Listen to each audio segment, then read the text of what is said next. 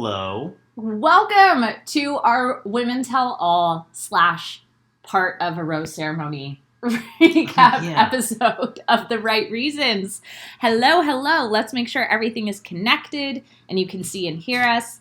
As you can see, Kyle is still fighting off a cold. Pajama time. So for those of you who are joining us on the podcast, let me turn the sound off here. First comment in the chat. I'm so done with this season. That's amazing. Yeah. I'm a little hoarse today. You're gonna be clearing my throat. I'm gonna try not to clear my throat into the mic as much as possible. I'd like to say that I'm recovering from this episode, but it's actually just the common cold, not coronavirus. I have the common cold. Yes. Let's just be clear about this. This is true. So good morning. Hi, Cassie. Hi, Lucy. Hi, Jen. Hi, everybody. Jen says, this is my favorite recap for The Bachelor, and I watched 4 other ones. Wow. Thanks, Jen. Thanks. That makes my heart so happy. Yeah. Sorry we had to move it a different day. Hi, Erica. Hi, Jessica. Hi, Anna. Hi, everybody. Yeah, Anna was asking how you're feeling. Better. He's overall. hanging in. Better overall. Been loading up on nutrients. A lot of Pedialyte, a lot of lemon, ginger, honey, apple cider vinegar drink that I make, which is what I'm drinking now. Yeah. So welcome everyone. And if you're listening to the podcast and not with us on YouTube, just to paint a picture, we are in our bedroom in Brooklyn. Yeah. And Kyle is in pajamas. I am not in pajamas. And have some nice red lipstick on today. So what a nice word picture. Just have to visualize everything. So if you're here on YouTube, you know the drill. Tell us hi in the comments. Let us know where you're tuning in from. Go ahead and click that thumbs up button for us. That would be amazing. It helps other people find the video and lets people know that you're here, including us. So welcome. Thank you for joining us on a Thursday and not the day that we normally go live. Which is a Tuesday.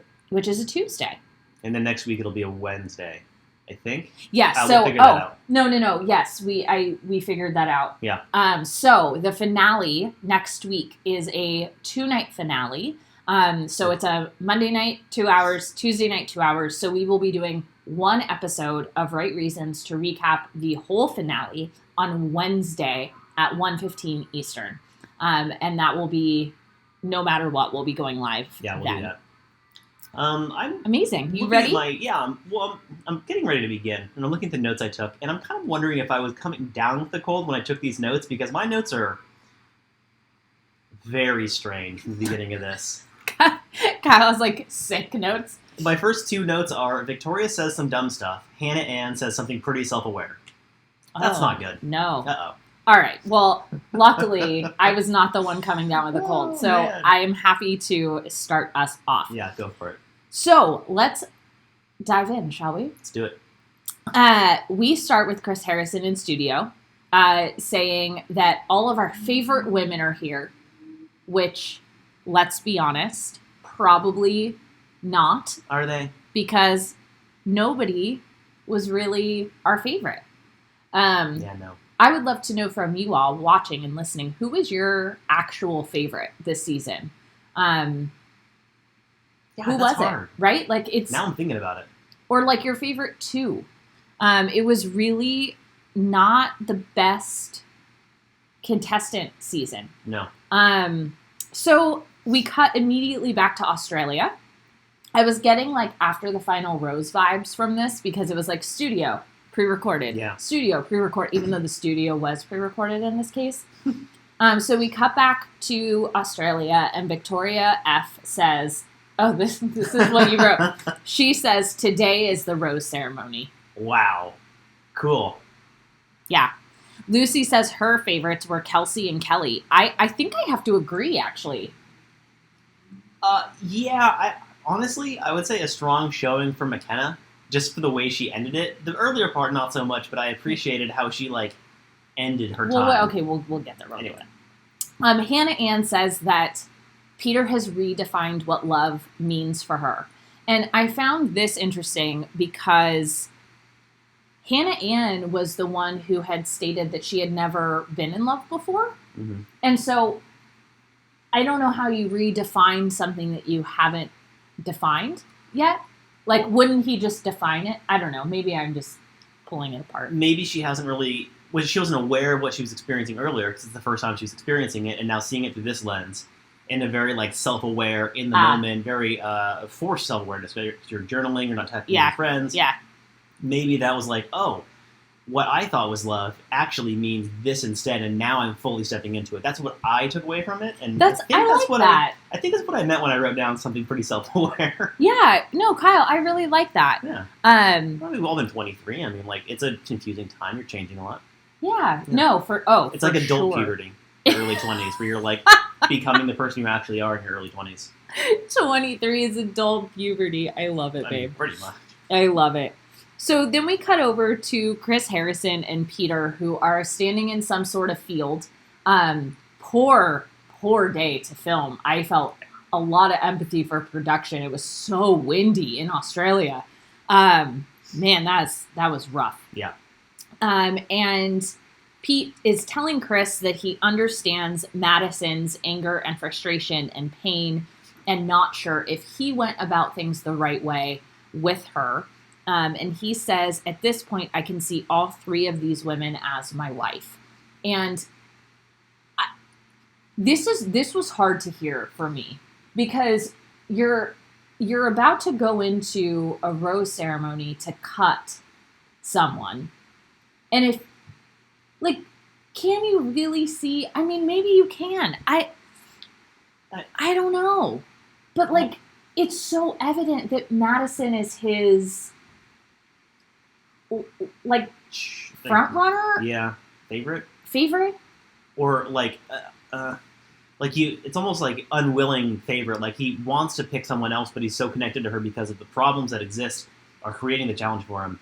But he was connected to her before the problem. So that's the difference. Like, the biggest difference between him and Victoria F. and, like, him and Madison is that for him, a lot of Victoria F., not all of it, because we learned a lot at Women Tell All, but a lot of Victoria F. was really overcoming those challenges and feeling as if the challenges were creating a closer relationship, which is a very false sense of connection, but it can feel very real when you're in it. Whereas with Maddie, he's felt this the whole time, and they have not had one issue up until this point. Well, and so that's my issue with this, is that we see Peter and Chris talking, and he's telling Chris that he's worried he's lost Madison over the situation. The problem is, he's worried he's lost something, or he's worried he's lost her over something that isn't his responsibility or fault. Yeah. She did not tell him this. So after the fact, she's like, oh, by the way, now it's a problem. So he's worried that she is going away over something that she kept from him. So I have a hard time with this, because I want to feel bad for both of them, because Maddie had been my front runner up until this point with the whole, surprise. I wanted you to also not sleep with people while I chose for myself. It's hard for me to feel bad for her, because you kept this too long, and now it's a problem with someone who you knew was likely to be a challenge around this choice. Oh my God, my voice is dying. I feel very mixed about it. We talked a lot about this last episode. I don't think that we as viewers can fully we can obviously all have our opinions. I just don't think we can make an accurate assessment of what went on with Maddie's timing based on what we know about how much production controls. Like, who knows, and this is something that I would love to ask them if we were able to, is, did Maddie at any point want to tell Peter this and production discouraged her? Right. Or did she really wait and choose that for herself and wait until the end? I don't know. So, and then I always feel like with these episodes, with the Women Tell All or the Men Tell All, they're like burning time with the amount of rose ceremony we see. So, Peter's walking up to Victoria. Well, but usually there's not a rose ceremony at the... No. I always feel like they burn time around the filming of like what else they showed during these events. Anyway, I felt they were burning time. If you see Peter, super dramatic, walk up to Hannah Ann and Victoria, and then he dramatically turns around, and then it's a commercial, and we're like, oh no, Madison's not there. But then she just Is there? Oh, okay.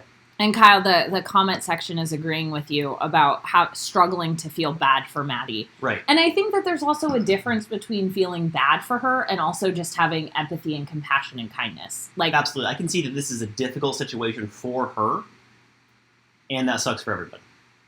Oh, Andy in the chat said that she heard production wanted her to tell him. I mean, it would have helped. Interesting. Yes. So if that's the case, then it's like she really dug her own hole here. And yeah. Okay. Well, we talked enough about that last week. So, right. So we get it for the rose ceremony. Everyone's like, is Madison going to come? Is Madison going to come? And then she just walks up. Okay. And then like, yes, of course she's coming. Peter says how grateful he is for their relationships, and he's so sad that he has to hurt one of them. And he started to break down, and it's kind of hard to watch. Like, he is emotionally connected to the situation. It's been a struggle to get here. That's kind of rough to see. And Hannah Ann gets the first rose, which I was a little surprised by, but I also felt good about. I don't know, for whatever reason, I was like rewarded by that. I'm like, oh, good. That makes me happy. Yeah, and so the second rose is between Madison and Victoria F. And he picks it up, and petals start flowing off of it, and I couldn't think of a more fitting symbolism to the whole situation.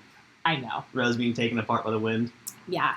And I think that I know I was shocked. We were watching with a couple of our friends, and they were like, ah! He sends Victoria home.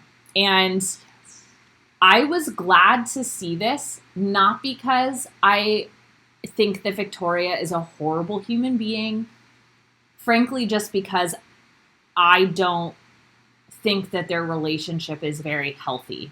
Yeah. And I'm glad to see an unhealthy relationship end.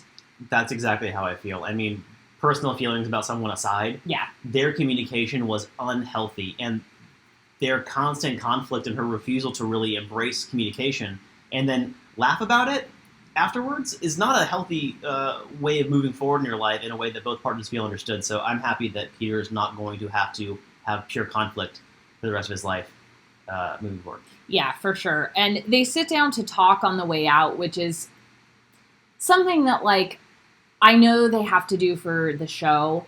I do not blame Victoria for the way that she was in this moment at all. In fact, I actually found it very humanizing. Like, out of all times for her to be like, I am not interested in having this conversation. I was like, yeah, I don't think I would either. No. And he's just kind of saying platitudes when he's like, you know, it was all real. I want you to know that this was real. And I'm thinking to myself, if I'm being broken up with and somebody just assumes that I'm thinking it wasn't real, my thought is, was it real? Right. I mean, even if I wasn't thinking that before, like, now I'm questioning it. Even if you're breaking, especially on TV too. And someone in the comments brings something up. We completely glossed over this, or I did.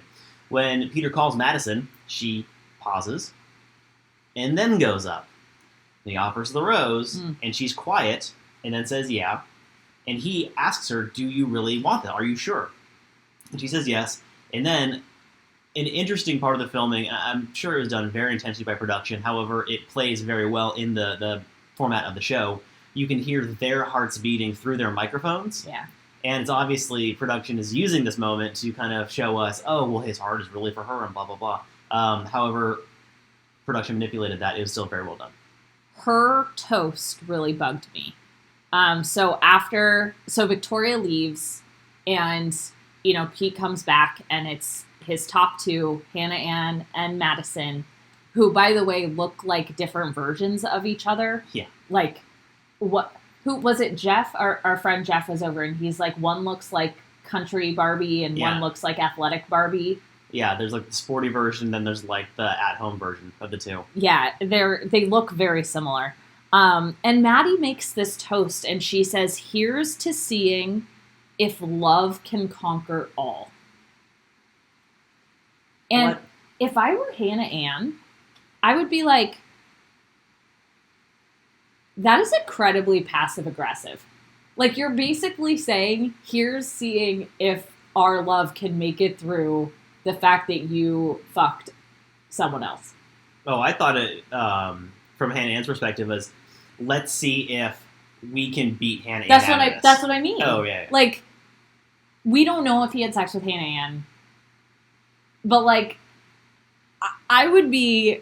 Yeah, Lucy says her toast was shady. I did not like that. It gave me I had, like, a visceral reaction to it listening. And if I had been Hannah Ann watching them hug and then having her do that toast, I'd be like, should I just go? Yeah, like I'd be like the third wheel all of a sudden and just, I'm gonna go.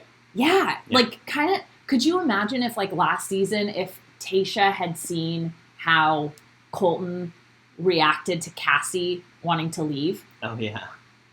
Like... Yeah, it would have been done. Oh, it did not. The toast was unnecessary. It was shit. Yeah, the chat is totally naming it. Yeah. So then we cut back to studio, and we get to the Women Tell All portion of the Women Tell All episode.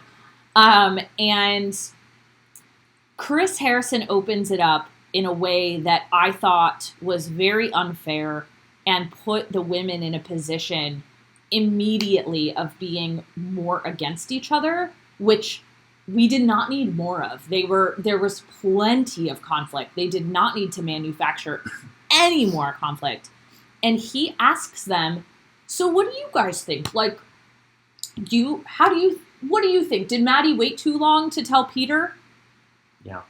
And it's like, can we not ask other women right now to comment on how another woman handled this situation? Like, right. What does that have to...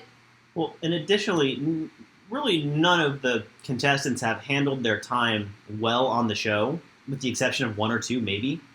So having them throw out their objective opinions about what's happening currently, like, you're already pulling from a bad source. It's not going to be anything helpful. It's going to be... They're already biased. Based on what we've seen so far, it's going to be catty and malicious and passive-aggressive. Yeah.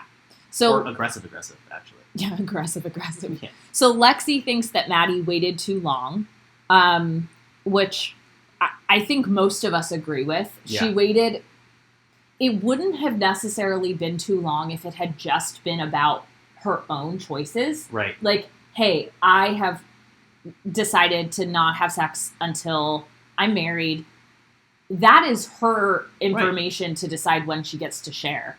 The part that I think she waited too long for was, P.S., if you sleep with other people, that's going to not be okay with me. Yeah. Or it's going to make it hard. Like, that's the part that I personally think she waited too long Absolutely. for. Yeah. And Sydney says she thinks she stuck to her guns, which it's like, yes, but that wasn't the question. Yeah. I don't want to hear somebody's opinion. So then we get into Victoria P. and Alaya.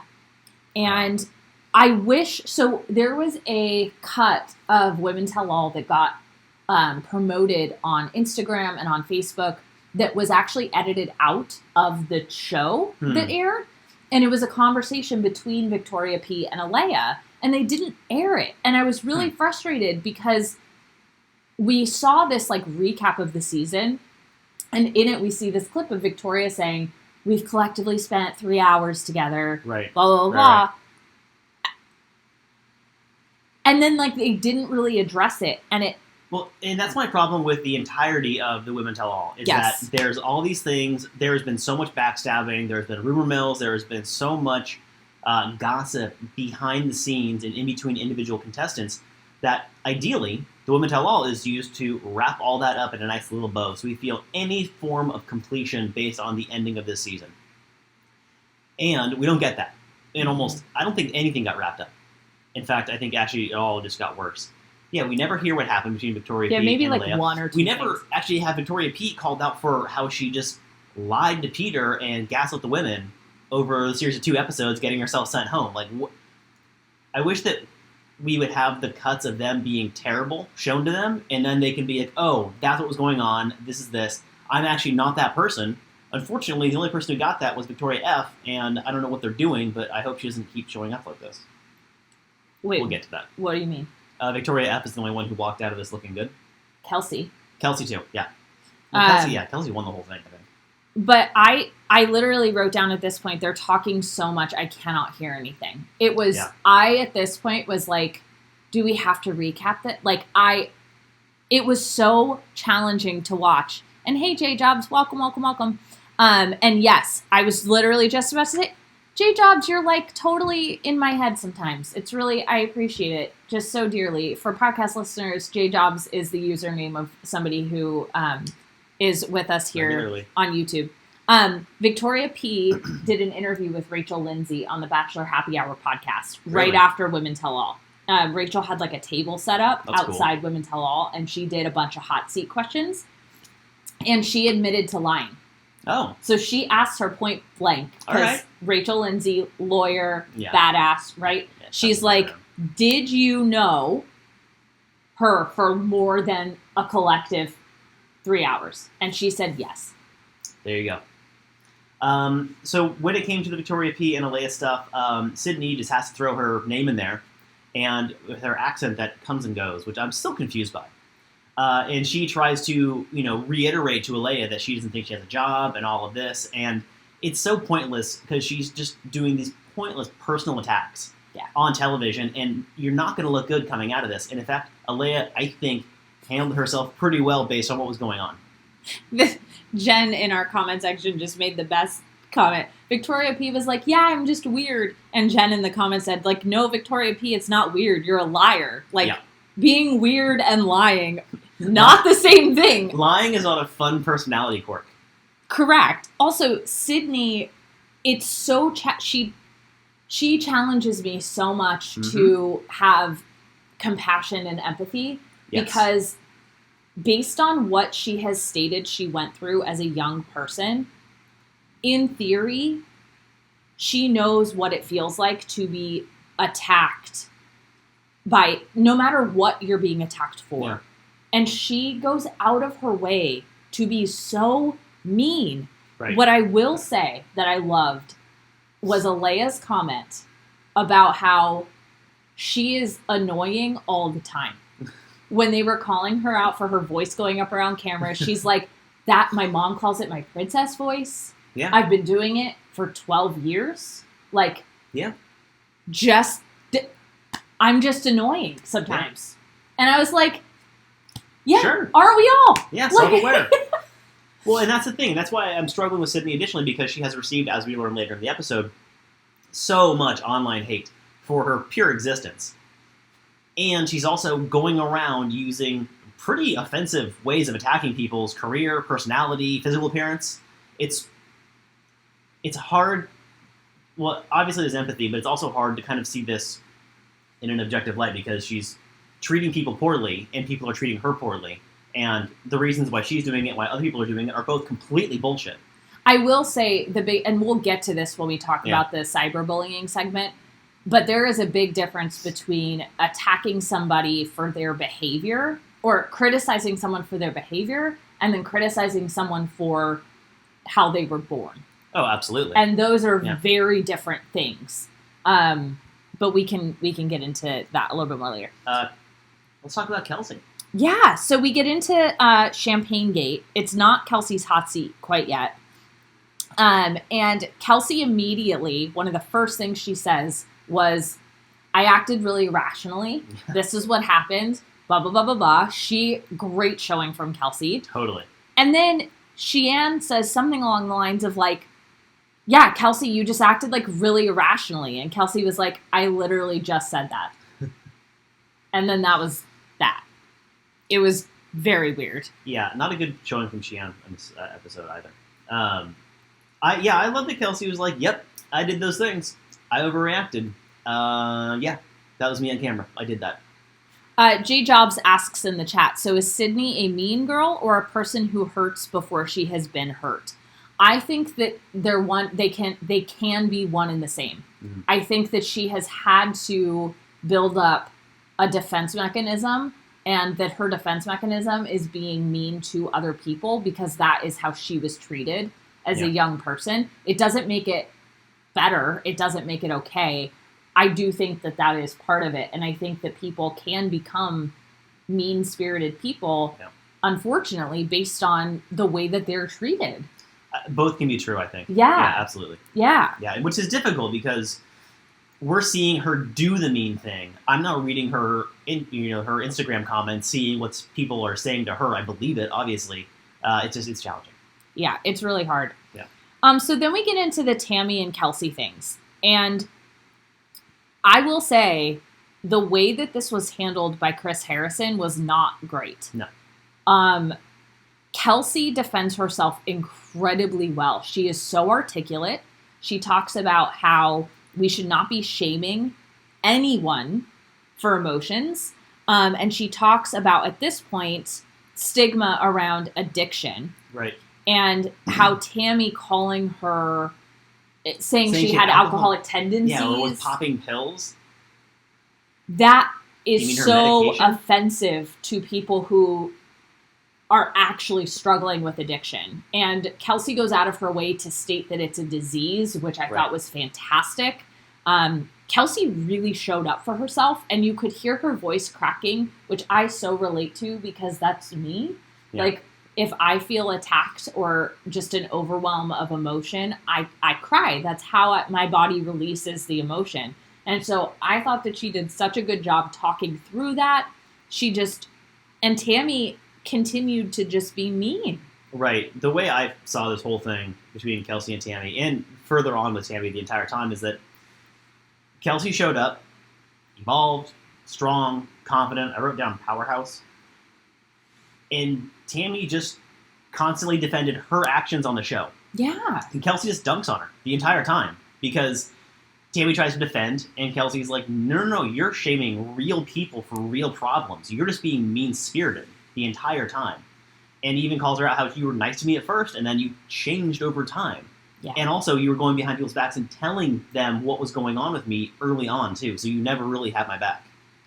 And then we get into, before Kelsey goes in the hot seat, which I wish that they would organize this a little bit better. Yeah. And just have, like, all the Kelsey stuff happen while she's in the hot seat. And then, like, all of they address the Tammy and McKenna issues. And the one thing that I really took away from this was a horrible comment from Tammy about how when the cameras came around, you would spread your legs. And then she called her a nasty woman. And she pantomimed spreading her legs on TV. This made me so upset. I was not thrilled that obviously it was said. However, they have a lot of content that they record at Women Tell All. Mm-hmm. Like this recording, we're getting such an edited version. It's hours long. Why did they need to air that? It was so... Talk about pink slime. So I have a theory on that. And it's one of those things. When someone tells you who they are, believe them. And so if Tammy wants to tell everybody who she is, they're going to show it. It's their prerogative. She signed the NDA. She signed up for the show. She knew that they could use the footage in whatever way they wanted. And she chose to say those things. And now, let's say that she's feeling attacked on all sides. Because she's being aggressive to everybody. So everybody's like, hey, can you just not be a dick? And when someone's being put under pressure like that, they may lash out. Sure. However, so inappropriate, so offensive, and on a show which has had very little women supporting women in this, which usually, they talked about it a lot, how usually there's like a contestants have camaraderie, yeah. There's like a brotherhood of the guys, a sisterhood of the women, whatever. She is just fighting against that so hard by being cruel and so offensive. Yeah, I mean, that comment made everything that Sydney said be like child's play. Like, right. Here's something about McKenna. I find this really interesting. I think these women are hold on. I think the insecure women on this panel are so threatened by McKenna because she is young, she is so confident, and she has an idea of what she wants to do with herself in the future. She comes on pretty confident for who she is at her age. She does. And so Tammy tries to belittle her with that, and then Kiara, who said nothing except for this one thing, calls McKenna childish because Kiara is a daycare person and she knows what childish behavior is. If I was McKenna, I would have reacted more to that probably than Tammy's thing because that's so inappropriate. It's like, what's the goal there? You show yourself as a weak person by saying something like that. I seriously cannot get over the fact that she said the spread your, like, the implications that come with that comment are so high. It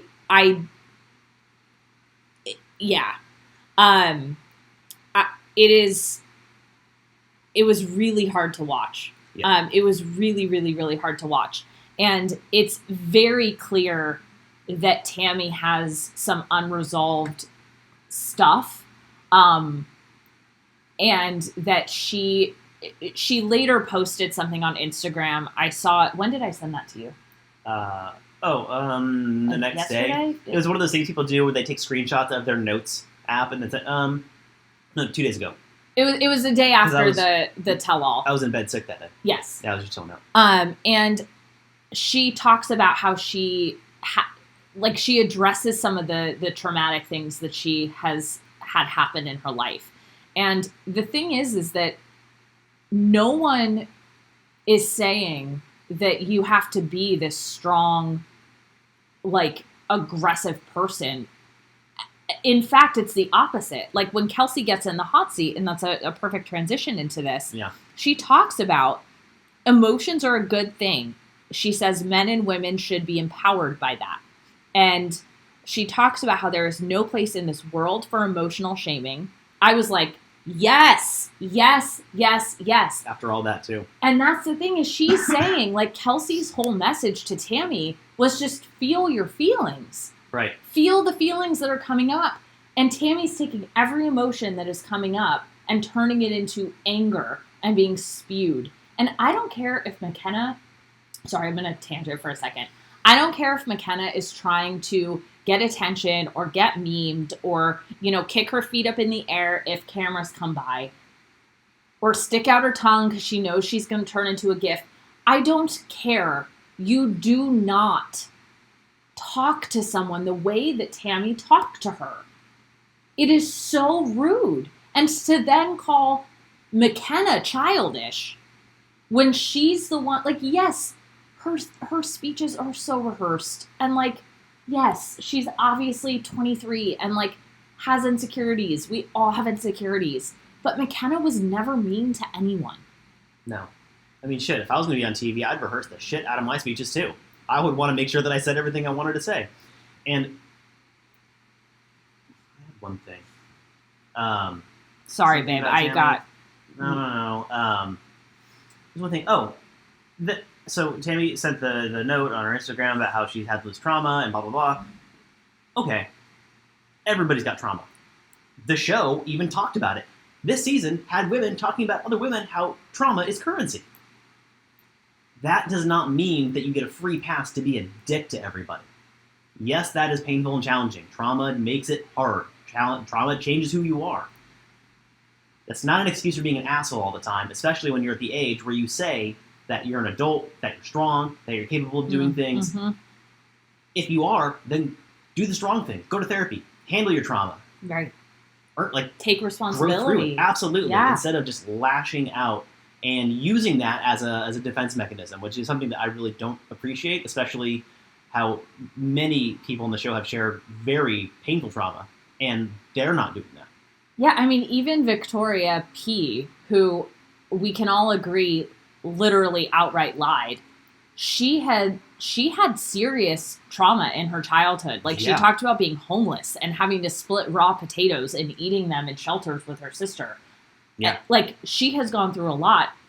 She overtly, we did not see her be mean to anyone. Like, yes, what she did was not okay, but it's still different. Okay. So, Kelsey in the hot seat. Yeah. And she talks about her relationship with Peter. I loved this quote I wrote down from her. She said, anytime you meet someone who accepts you as you for you, whether it's a relationship or a friendship, you value that. And I thought that was so lovely because that is what she experienced with Peter. Yeah. And I do think that while we can sit here and, like, critique Peter for being indecisive or a people pleaser, and those things are true. Yeah. I also think that he is an incredibly accepting person and helps people be seen. And I wish that there were more people that had that quality about them in the world. Chris asks her if she misses Peter and why. And she says she missed the friendship and how he made her feel loved and special. And great. That coming from a contestant on the show who had definitely a troubled start to a great finish, like, that's the experience you'd want to have being a contestant on the show. Yeah. You want to have a connection with the lead. You know it's not really going to happen, but I bet you they're friends now. Right. Yeah, absolutely. Right. And so at first I was a little eye-rolly about this. They bring out Ashley Iaconetti, who cried all the time on her season It as was a eye-rolly. in solidarity crying thing, which, okay. And then they give her a big champagne bottle, and then Kelsey looked like she did not want to be there at all. Also, why the assumption that Kelsey knows who Ashley is? Like, don't get me wrong. I understand that many of the contestants have watched the show, right? But the way that they marched Ashley I out was like, here's Leonardo DiCaprio! Like, everyone knows who this is. Like, there was no context. Yeah, she's actually been kind of vacant from the show usually. Like, they had it on Paradise last year, but... They marched her out as though everyone knew who she was, everyone knew the backstory. Like, it felt so... I'm like, can we just hear from the people on the show? You're actually really right about that, too, because all of her crime stuff was, like, what, 4 years ago now? I don't even know. I would love to know from you guys listening and watching, what did you think of that? I thought it was kind of weird and shticky and, like, I did unnecessary. appreciate one thing they said, though, where they were saying, this is, calling out the emotional shamers and blah, blah, yes. blah. That was Yes. good, because, yes, call out the emotional shamers, especially... While who's Tammy's sitting right there, I loved it. I was like, ha ha ha. Who was going to emotionally shame on a show where you're supposed to be forming emotional connection? It's the point of the show. Come on. You're not shaming chefs on a cooking show for cooking. That's the point. You're there to do that. Yeah. If you don't come armed to the Bachelor franchise with your emotions ready to go, then why are you there? Correct. You can't have sex till the end anyway, so what are you going to do? Also, does Tammy not realize that anger is an emotion? Babe, come on. You're asking a lot. No, but truly, right? So she's shaming her for being quote-unquote emotional. But what she's really shaming her is for crying. Based on everything we know, do you know what I think she'd say to that? I'm not angry. I'm being strong. Because she thinks anger is strength. It's very interesting, actually. Tammy takes on a lot of masculine quality, and you see a lot of things that guys do in her, in the way she presents when she's attacked. And I'm not saying it's okay, because everybody has masculine and feminine qualities, and she definitely leans more into her masculine side. And that's something that a lot of guys do, is confuse anger for strength. Yeah, I agree with you. I also have a podcast myself called Masculinity on the Rocks, where I talk a lot about this. Season 2 coming soon. He does. That's a little plug. Anna in the chat says, I didn't even know who Ashley I was. Exactly. Because Really? they gave no context. It was so bizarre. Here's someone from years ago that you don't even know who it is. She Yeah. cried. Yeah. All right, it was... let's go. Yeah, anyway. Victoria Continuing F. on. Okay. Very quickly, if you're here with us, please hit the thumbs up button on the YouTube video. Thumbs up. And for those of you who joined, yes, I'm in pajamas. I'm getting over a cold. Not coronavirus, just a cold. That's why I'm in pajamas. Excellent clarification. And my voice is a little hoarse. Yeah, clears his throat a lot. Yeah. So Victoria F's hot seat time. Now, I will say, whoever Victoria F's media training / PR team is, top fucking notch. Yeah. This was like a glow up of her personality. Yeah. Her showing on Women Tell All was almost a completely different experience of a human being. Absolutely. From her on the show. Absolutely. This is my first comment about her. So Chris does call out that they had bad communication. She's like, haha, yeah, we did. And then she's getting emotional watching their time. They do the supercut of like all their time together. And she's getting emotional, which again, she said and made fun of people. Well, she made fun of people for crying on the show. And then she's emotional. And I always want to call attention to that because if you do something and you make fun of people for doing it, then you look stupid. So... No, it's not even... I mean, yes. But and. to me, it's also... It is so hypocritical and disrespectful to the people who you're calling out. Like, how dare you sit and pantomime and mimic someone for crying. You cry all the goddamn time. Like, you're always crying. You cry more than Kelsey. maybe Actually, screen time alone, I challenge that. Screen time alone, I think that Victoria F. cries more than Kelsey. Which is fine. Totally. If she wasn't making fun of other women for crying. So, Chris asks her why she's getting emotional watching that. And she says she didn't know how much he loved her. And then I wrote in my notes in all caps, he fucking told you. He told you he loved you. He told you how much he loved you. He reiterated how much he loved you because you were a pain in the ass and he kept you anyway. How on earth are you that thick-skulled? You didn't see that. Ridiculous. Some of the things that she said, there was a quote that I wrote down.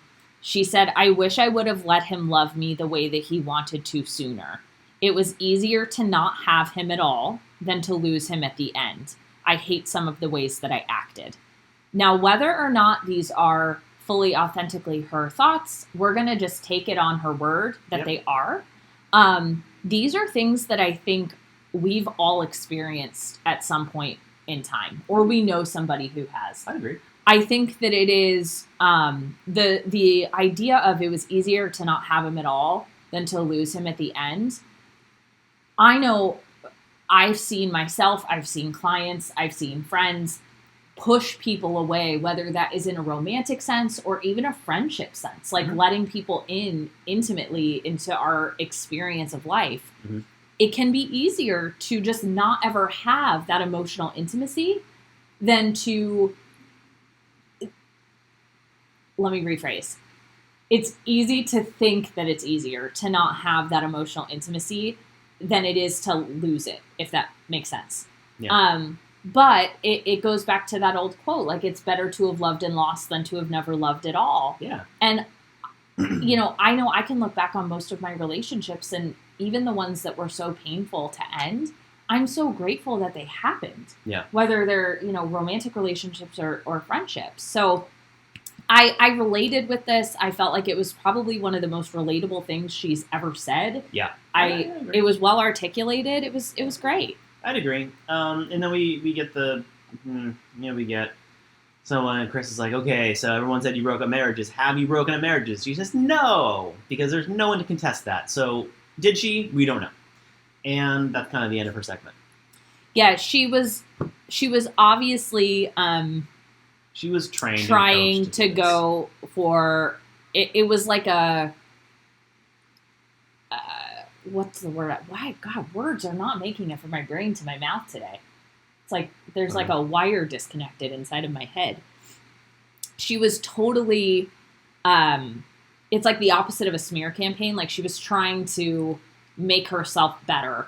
I know some people were saying that she was trying to audition for Bachelorette, because when this was taped, Claire Crawley had not been announced yet.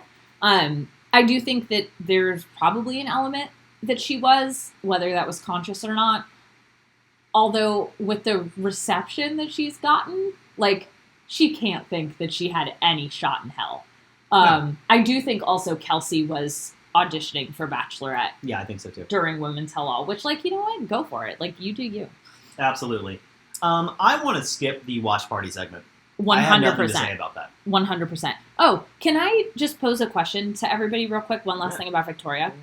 So I did not like the way that Chris asked her about the marriage thing. Why?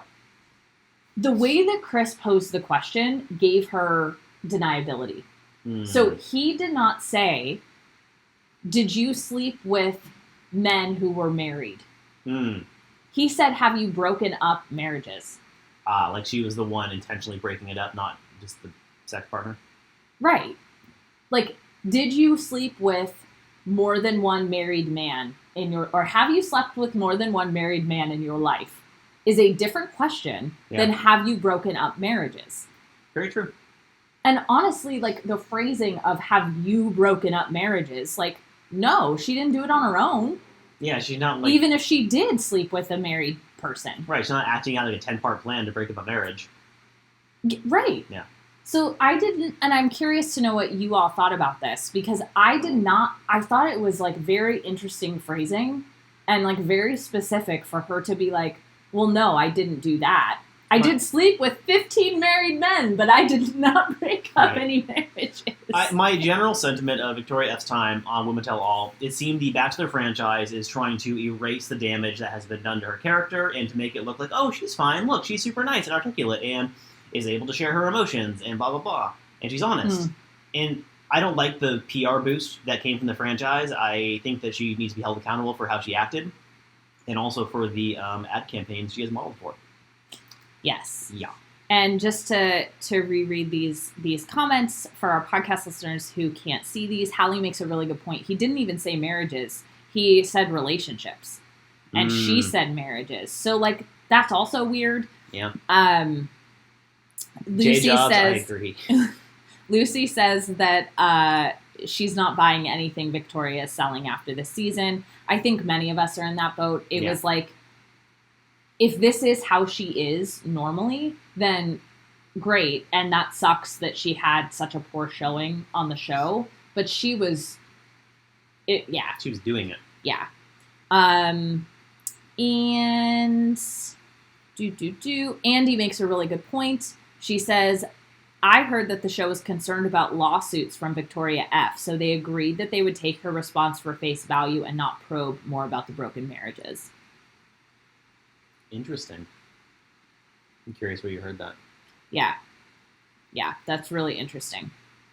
It's just the way that that question was phrased. Really, it felt like I'm not a lawyer, but it's like plausible deniability. Yeah, like I'm pretty sure that that's what that is. Yeah, honestly, every time there's a tell-all, men or women or whatever, I kind of like Chris Harrison less. Yeah. I want him to actually do what a host does and ask hard questions and interview people. And he clearly softballs when he needs to, and then he asks an intentional thing when he needs to. And all of it's very orchestrated, and we don't see so much of the show. I don't know. I wanted more of... I don't watch the housewife shows, but we were watching this with someone who does watch the housewife shows. And at a commercial, he was like, Chris Harrison needs to take lessons from Andy Cohen. And we started talking about how Andy Cohen handles the reunion episodes with the housewives. And apparently it sounds like he does a way better job at like getting involved in getting actual things fleshed out. This felt very passive. And I agree with Jay Jobs. He said that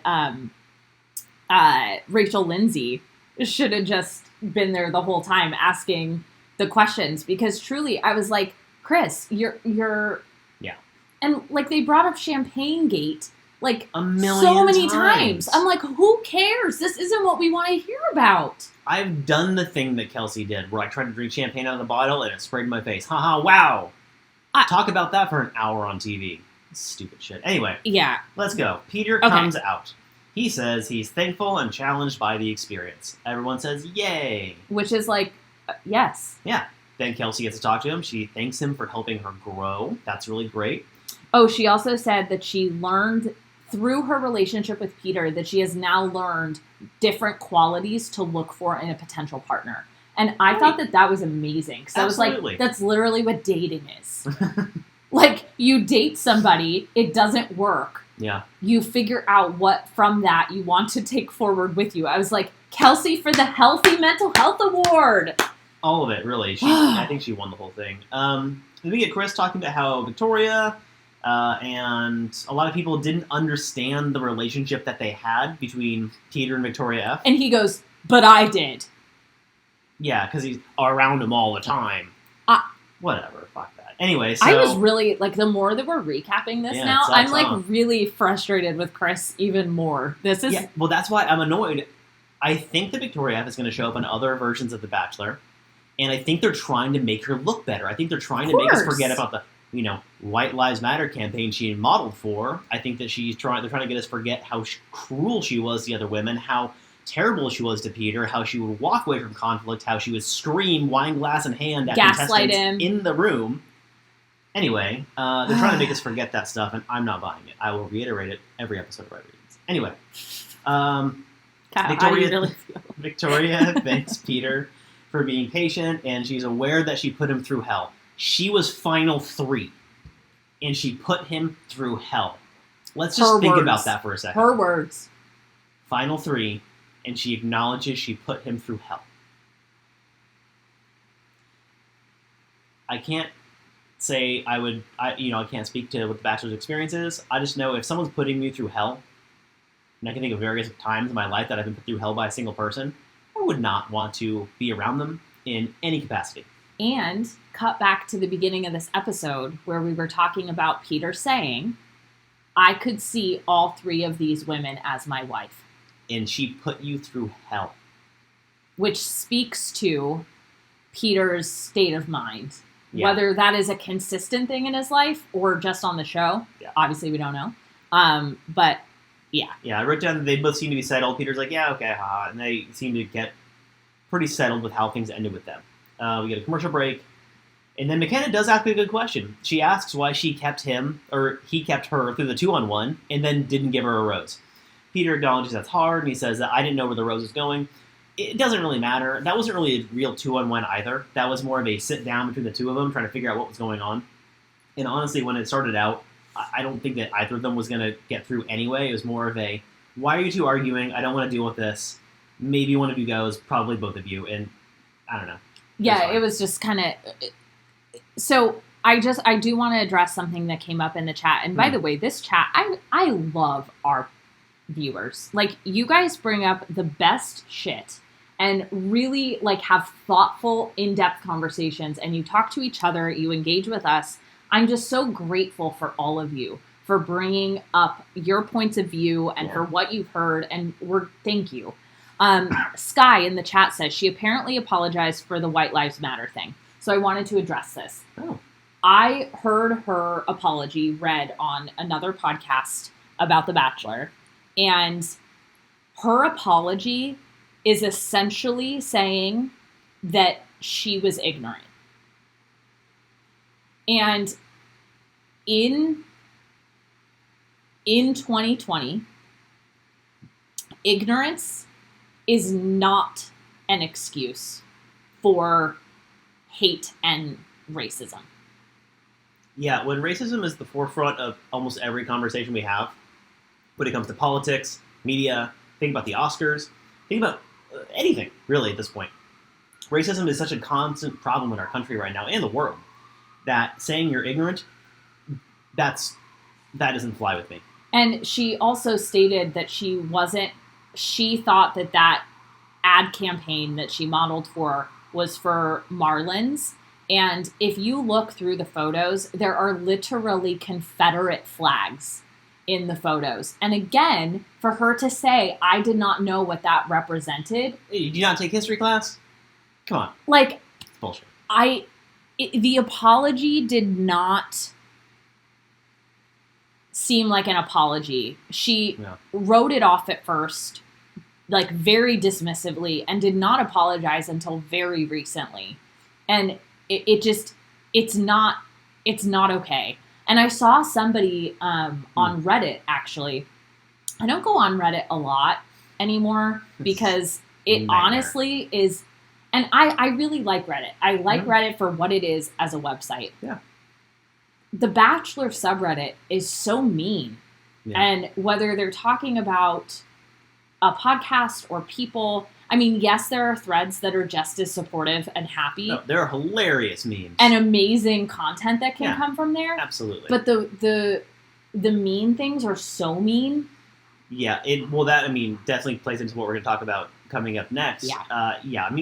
That's the issue with the third most visited website in the world. So, of course you're going to get a representation of a lot of how people are in real life. Right. What I saw on there was someone comparing what Victoria F did to what Garrett did on Becca's season. And for those of you who don't remember, because I needed a full refresher on this too, Garrett, who Becca Kufrin ended up picking, and they're still together, had liked, like double tapped, on Instagram, 3 different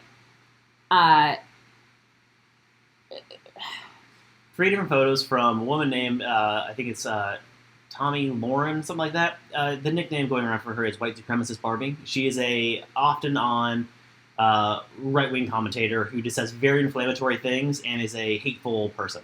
Yeah, and some of them were like transphobic, Yeah. some were racist, and this was when you could see someone's activity on Instagram, which you can't anymore. They took that away, which maybe for the better or worse. I don't know why.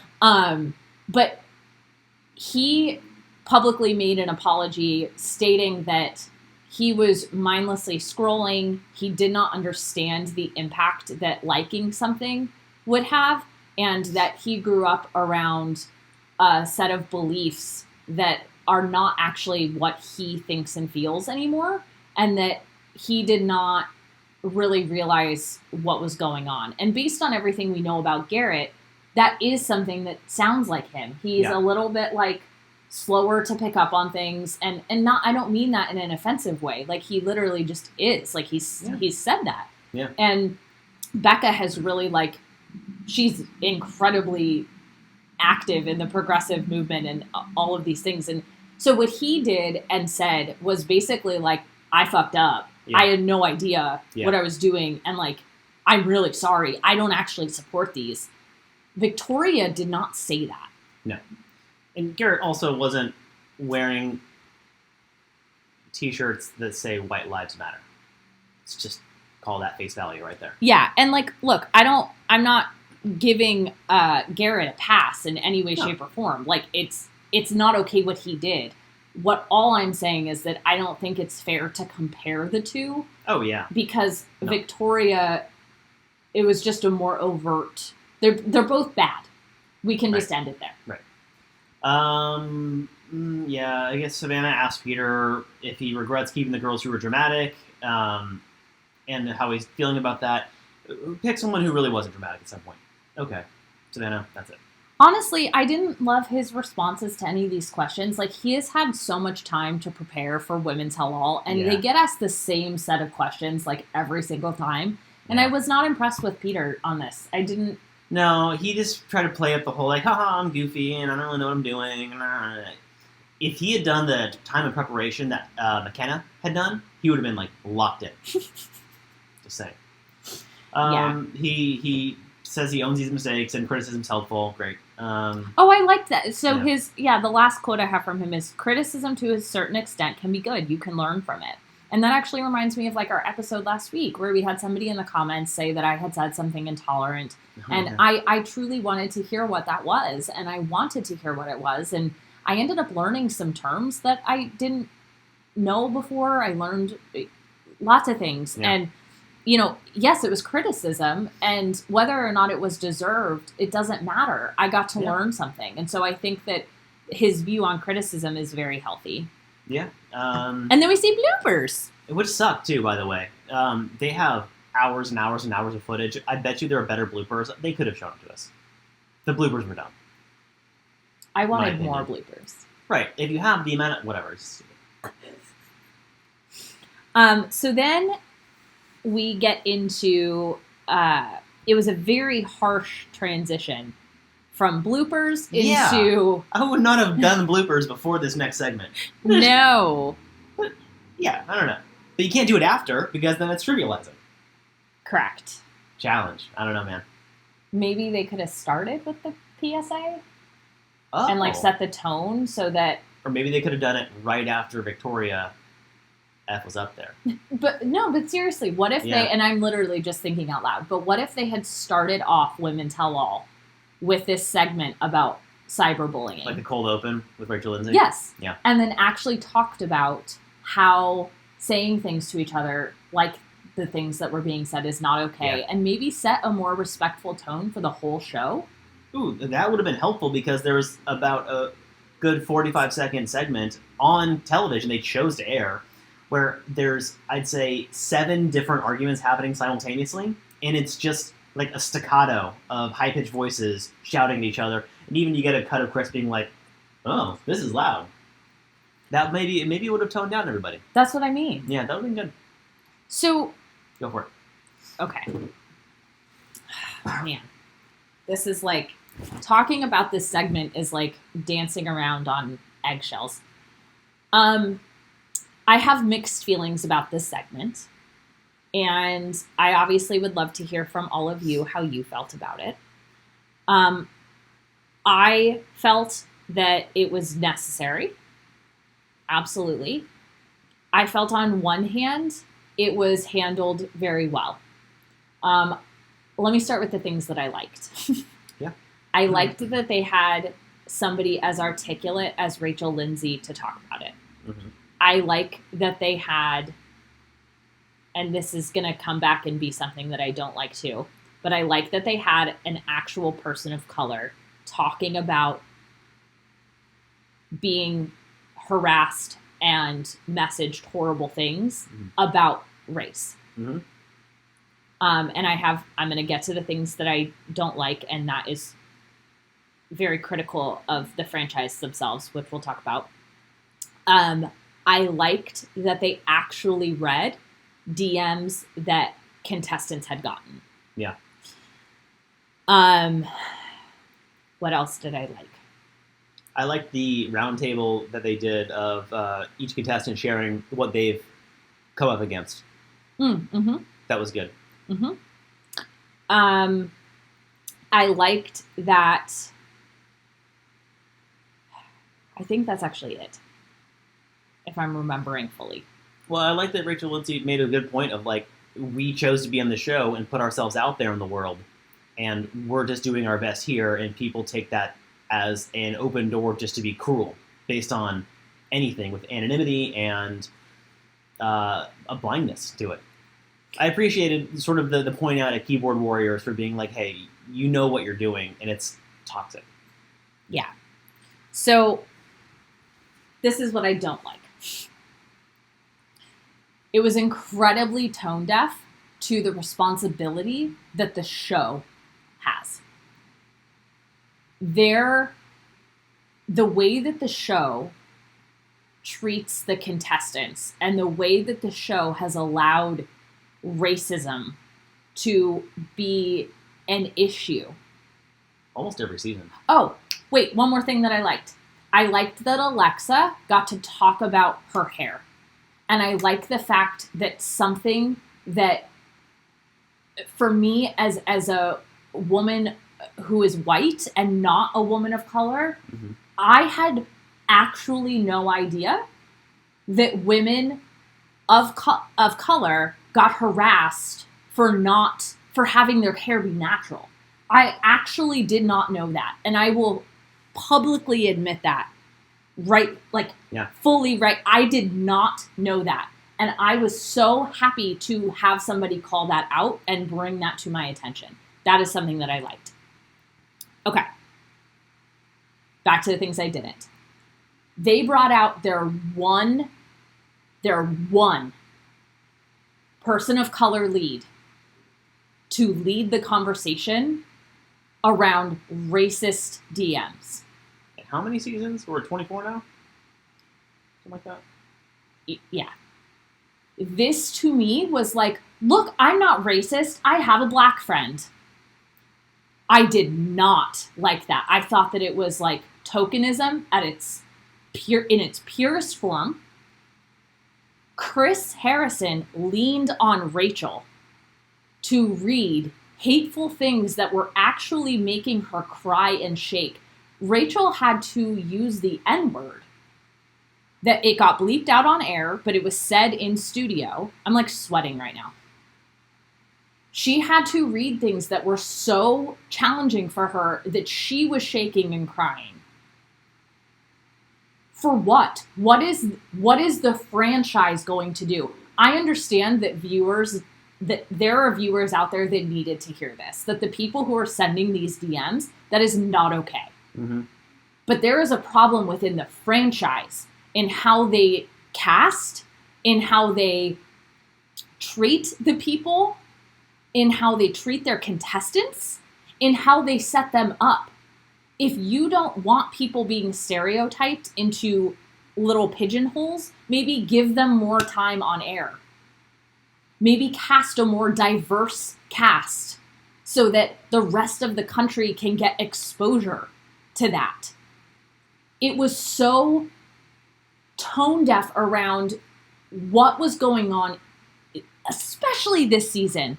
The comments between the women to the other women, and Then things got misconstrued. So the conversation was about racism. Let's make that very clear. Yeah. This was a conversation about cyberbullying, racism. They did not use the word racism one time. Yeah. Not once. That is so irresponsible. And to just say cyberbullying. No. The DMs that Rachel read, they were about somebody's skin color, hair. They were about race. Mm-hmm. They were not about their behavior on the show. They were not about how they handled situations. They were not about somebody's character or how they showed up, which are not okay either. I think there's one about Kelsey. But yeah. Yeah, like you're... Yeah, there's one about you're crazy, blah, blah, blah. So...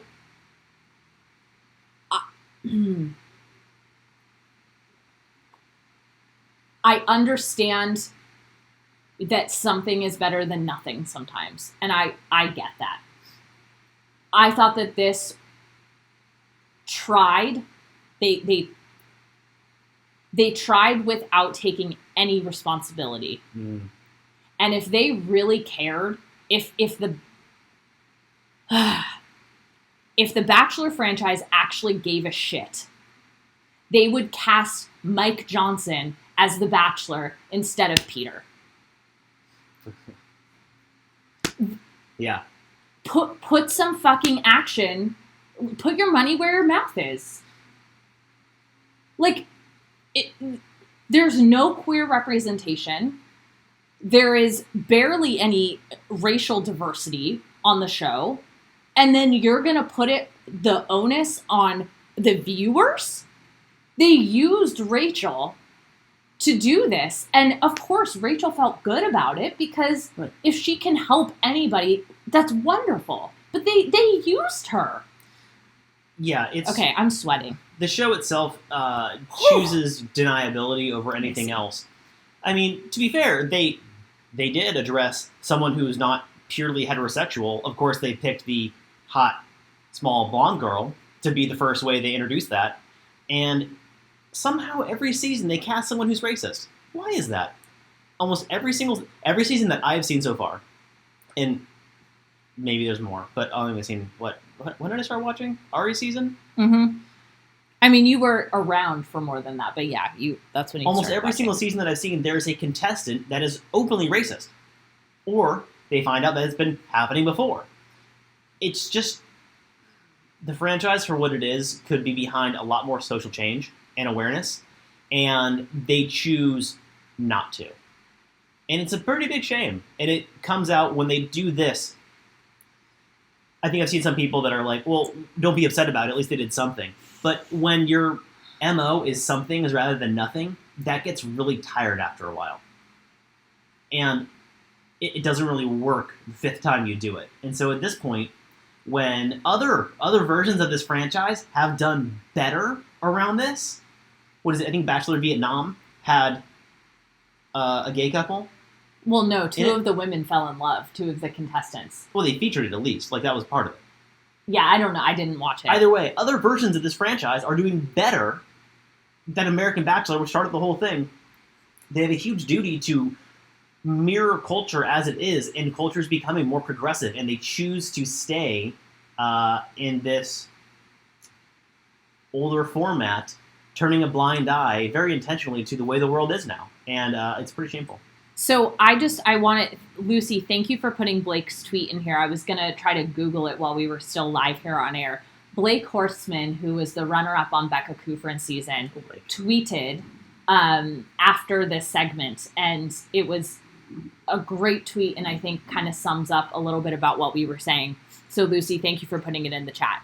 Blake's tweet said, "Loved the message from Rachel last night. Unfortunately, messages like that are too common. Frustrating seeing people from Bachelor in Paradise and producers act like they didn't bully me for an entire season. Told things like I was a, quote, turd that wouldn't flush, and, quote, ugly, etc. Hashtag practice what you preach."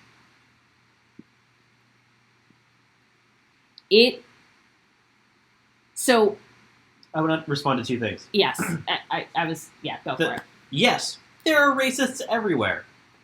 Similar to Tammy, when someone tells you who they are, listen. And the franchise doesn't have to cast them. And they claim to have this FBI level of background checks. Guess what an FBI level of background checks would show? Or maybe 10 minutes on someone's Instagram profile. Racism. The franchise, I guarantee you, has known these things and has chosen to do otherwise. And if they wanted to show the positivity in the world and show the way culture is going, they could actively choose to do not what they've been doing and cast people who aren't racist, who aren't doing these things or saying these things or showing up in these modeling campaigns. So I hear what you're saying. I hear what, to me, the problem is less in casting people who may have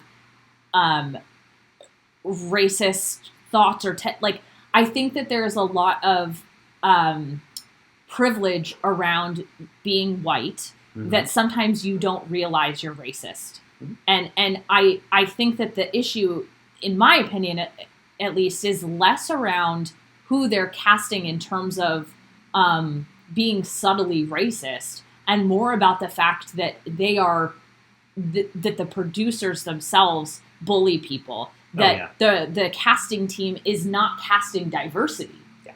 It's not that they're casting people who may have a prejudice or yes, that's not okay either. I don't want that either, obviously. But can we get some fucking diversity on the show in any way? This was probably one of the more diverse casts. I think, yeah. Which is sad because it wasn't that diverse. Yeah. And age-wise, it was very super skewed. Yeah. Yes. Alex and chat, Blake and Kelly need to date. Yeah. I'm behind that. And yes, Amaya, I understand. And that's kind of what I'm saying here is that I don't think that it's necessarily there are so many microaggressions that happen. Just like I was saying, I didn't know that about hair. Oh, yeah. And that is because I have not had to deal with that. And that in itself is privilege. Yeah. That is privilege. So, okay. It's how the show handled. Yes, Janine, exactly.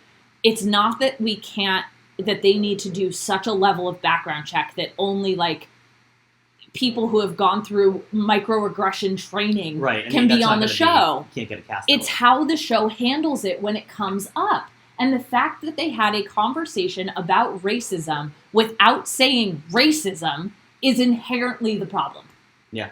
That is not going to help people stop sending these horrible DMs when the show itself can't even own what it is. Right. The show itself is racist. Yeah. It is. Okay. Those problems. I'm sweating. Yeah. My voice is dying. Yes. So we get a preview of the 2-night finale. Back to Peter. It's nothing new. We will see what happens. Apparently, no one knows what happens. Yeah, according to Chris, even Peter doesn't know what happens, which leads me to believe that something is going to happen live. Great. Right. Are they so desperate for entertainment that they have to manipulate each season into some fucking nightmare ending? It's we're still going to watch, even. Well, it's like watching a show where they're and coming up later in the episode. I'm I'm already watching it. I'm here. Chris, we're watching it. We're at the end. It's not episode 2 and you gotta keep me hooked. Yeah. Yeah. Yeah. Fuck. Yeah. And I do want to say, I really appreciate Rachel Lindsay. I think that she handled things as best as she possibly could from the position that she is in. I think that Chris Harrison is starting to show a bit of his own misogyny and his own ignorance around racism. Yeah, I agree with that. And I think it's time that this franchise start to reflect more of what goes on in our world. And not in the negative way, in the positive way, right? Let's use it as a positive microcosm, not a negative one. Yeah. With the amount of reach the show has, they could be so influential in helping shift people's mindset and bring awareness to many sensitive topics, because the show does hit on many sensitive topics. And season after season, Mike Fleiss and Chris Harrison have pretty well demonstrated that they want things to be their way and their way only, and that's kind of it. Yes. I just want to read 2 final comments before we wrap up. Yeah. Sky says, I wish Chris Harrison would have just admitted that the show has a problem casting people of color. I would have respected that more. 100%. And Janine says, and this is literally like mic drop Janine. She says, you can't fight racism and not offend your racist viewers at the same time. Take a stand. Yeah, they're sitting in the middle on that one. Bingo. Yeah. Bingo. Yeah, Thank you bad. all so much for being here. Thank you so much for being a part of this conversation. It's so important.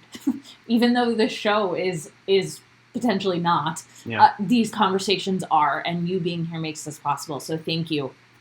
Please make sure to like this video, thumbs it up, share it out, hashtag the right reasons. You can Instagram us, tweet us. All of our information will be beneath this video. Don't tweet me. I don't have a tweet. A tweeter? I don't tweet. I'm Kyle tired. doesn't have a tweeter. Whatever. I'm not one who tweets. I think I have an account, but I don't. I'm on Twitter now. I'm trying to get into Twitter. Are you tweeting? Twittering? I have the tweets. Sounds like a disease. Well, I'm going to go eat a cough drop, and thank you all so rest. much. We'll see you next week. Bye-bye, everybody. Bye.